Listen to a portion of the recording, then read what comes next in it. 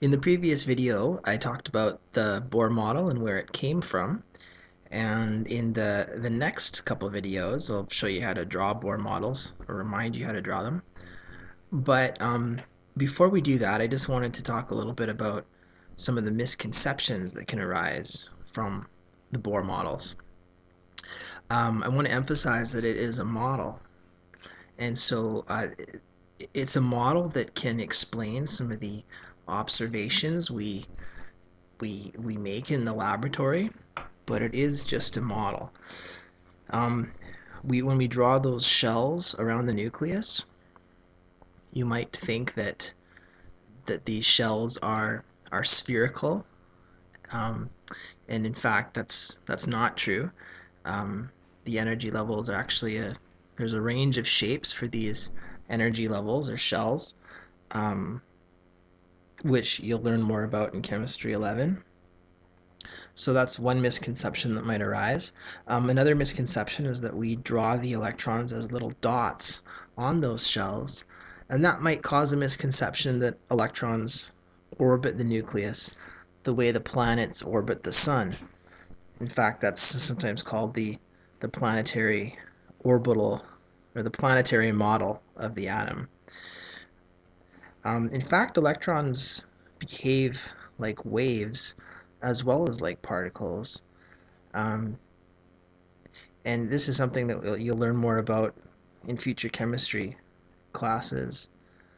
In fact, all matter behaves like waves and like particles. You have wave-like properties as well, but because our mass is so big, those wave-like properties are fairly insignificant. As the object gets smaller, like down to the size of an electron, then those wave-like characteristics are more significant. For grade 9 and 10 though, it's fine to think of the electrons as those little dots on the shells. Just keep in mind that it's just a model that you're drawing. Atoms don't actually look like the Bohr model that you're learning how to draw.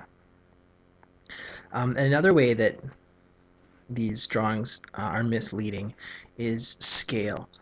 So if you're at West Van Secondary, and if you had a nucleus of an atom that was, say, the size of a basketball, and you wanted to make a scale model, the electron would probably be about the size of a pixel on your TV screen, and you'd find it down near Park Royal somewhere.